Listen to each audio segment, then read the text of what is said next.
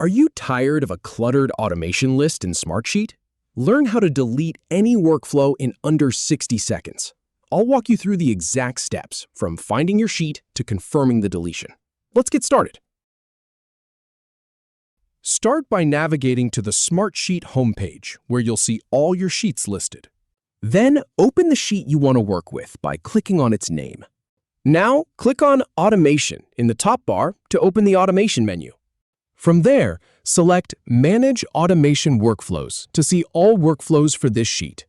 Hover over the workflow you want to delete and click the three dots that appear. In the menu that pops up, click Delete. A confirmation dialog will appear. Click Delete again to confirm and remove the workflow. If you have any feedback or if any info is inaccurate, please leave a comment below. We'll do our best to answer or redo the video if needed. Thanks for watching.